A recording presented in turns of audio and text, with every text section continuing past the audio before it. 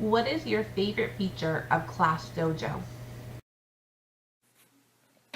My favorite feature of ClassDojo would probably have to be the messaging. It makes it really convenient to talk with parents about things going on in the classroom or individually with students' progress, and it gives them a quick update throughout the day of things that are going on. So that would probably be my most favorite one. How has ClassDojo improved your classroom?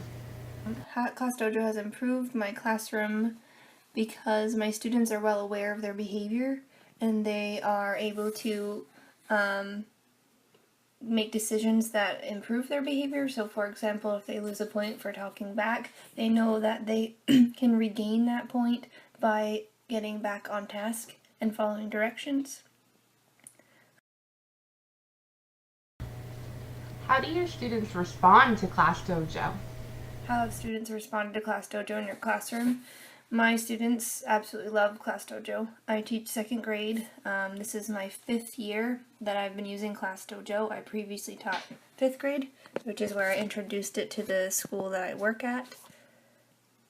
And my second graders, it took them a little while to get adjusted, but they really look towards it as a motivator. They don't want to lose points. They're afraid to lose points. It's also helpful that their parents are synced to it on their phones, and so they really love to get the most points in the classroom. And for my classroom, we use dojo dollars. So for every point that they get, they have a dojo dollar, and at the end of the week, they are paid their dojo dollars. And then we save them at the end of the month where we do a big cash out. So my students have really thrived off having ClassDojo. And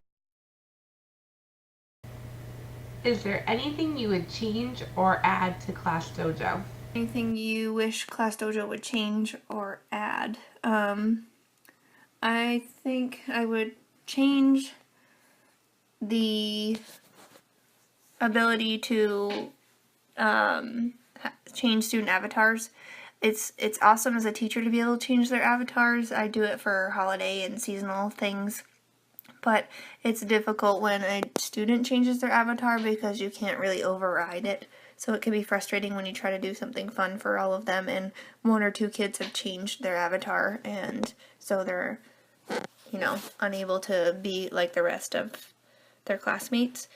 I also wish that we could print messages between parents. I know that I can screenshot the messages between myself and a parent that I can print to use for IEP meetings or regular meetings in general, or just to have as evidence of communication at home.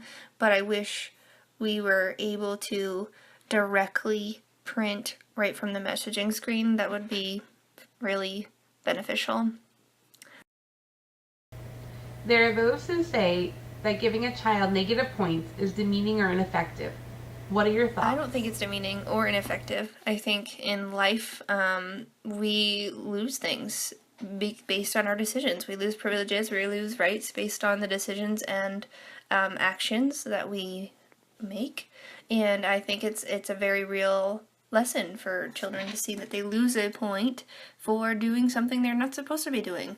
I think it also provides them with the opportunity to gain points and to learn that with every action there's a reaction. So if they lose points, they know that they can gain those back by making proper decisions. So I don't think that it is a negative thing at all. There are those who say that ClassDojo violates FERPA and other privacy laws. Are there filters in place on ClassDojo? Yes and no. So privacy filters being on ClassDojo, you can message parents directly instead of just as a whole class. So if you want to talk to a parent just about their own individual child, I think that's one privacy protected feature where you can just talk directly to that parent. Also, you can send pictures just directly to that parent. You don't have to send them as a whole class message or story. But it can get a little fishy when you are posting pictures in your class story if you have children who don't have rights to be on media. I this year don't have any students who don't have a right to be photographed, so that hasn't been an issue, but in the past I just tried not to share any photographs with them in it on the public class story.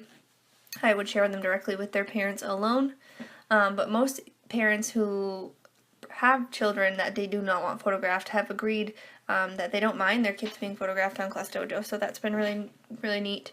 I also think that the only iffy thing is the fact that if teacher has the app on their own phone or on their iPad they take home from school, that you're just leaving the app available for somebody to look through it or to read your conversations, but I don't see that being an issue. I mean, it's not an issue in my home, so I think it's all just a reason for people to not to use it.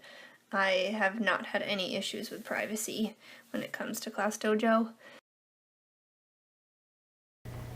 As a ClassDojo mentor teacher, what advice would you give to a teacher who would like to start using ClassDojo? I worked with a new teacher this year at school, and my advice is that they start small. So they start off based on basic things they want to take points away for or earn points for. I also advise them at any age to have the conversation with the kids about what do they think that they should be losing points for.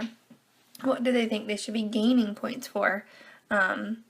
They really need to have a feeling of entitlement. They need to have a feeling of that their decision matters in this. And so every year with my class, I always go over a list of things that they can earn and the things that they can lose, just based on their decisions in class. I choose the weight of the points that are given or lost, but they choose why they lose or why they gain points.